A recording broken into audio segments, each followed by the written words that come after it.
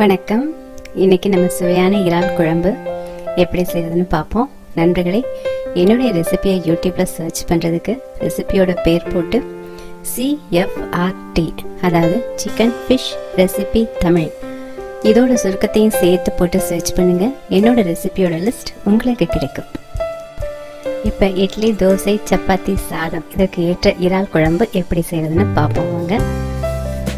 Welcome to CFRT recipes.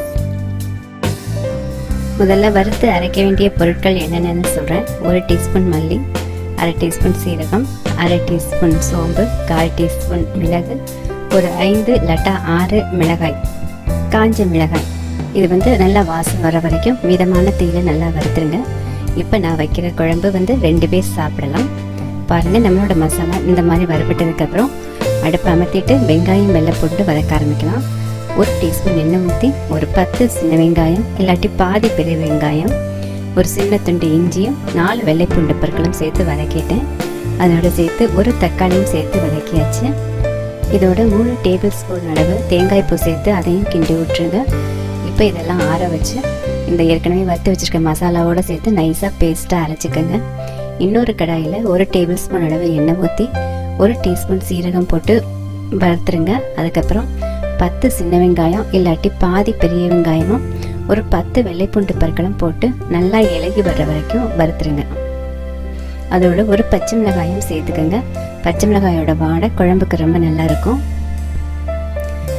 இப்போ நம்ம 150 gram PRAN எடுத்து வச்சுருக்கேன். 2 பேருக்கு வைக்கக்கூடிய அளவு இது. இதையும் நல்லா வதக்கி விட்டுருங்க. வதக்கி விட்டு நம்ம அரைச்சி வச்சுருக்க மசாலா விழுதையும் சேர்த்து இதில் ஊற்றிடலாம்.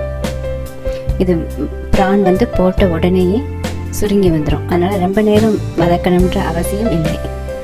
இப்போ வறுத்து வச்சுருக்க மசாலா, அரைச்சி வச்சுருக்க மசாலா சேர்த்துட்டு தேவையான அளவு தண்ணி ஊற்றி மிதமான தீயில் ஒரு 10 நிமிஷத்துக்கு வேக விடுங்க. ப்ரான் கழுவி நான் ஃப்ரிட்ஜில் வைக்கும்போதே ஒரு ப்ரான் குழம்புக்கு தேவையான உப்பும் இஞ்சி பூண்டு பேஸ்ட் 1/2 டீஸ்பூனும் 1/4 டீஸ்பூன் மஞ்சள் தூளும் சேர்த்து கிளறி ஃப்ரிட்ஜில் வச்சுட்டேன். நேற்று எடுத்து வச்சது இன்றைக்கி நான் அதை யூஸ் பண்ணுறேன். அதனால் இன்றைக்கி இந்த பொருட்கள் நான் சேர்க்கலை. நீங்கள் மற்ற பொருட்கள் சேர்மானம் சேர்க்கும் பொழுது இந்த பொருட்களையும், அதாவது உப்பு, மஞ்சள், இஞ்சி பூண்டு விழுது இதையும் சேர்த்துக்கங்க. இப்போ 10 நிமிஷமாக நல்லா வெந்துக்கிட்டு இருக்கு ப்ரான். நம்மளோட குழம்பு ரெடி ஆயிடுச்சு. வாழை கமகமன்னு வருது. இப்போ நம்மளோட ப்ரான் குழம்பு சர்வ் பண்ணுறதுக்கு ரெடி ஆயிடுச்சு. நண்பர்களே, இந்த காணொலி உங்களுக்கு பிடிச்சிருந்தா என்னுடைய அடுத்த காணொலி பார்க்க விருப்பப்பட்டீங்கன்னா என்னுடைய சேனலை சப்ஸ்கிரைப் செய்து வைங்க. நன்றி. தேங்க்யூ.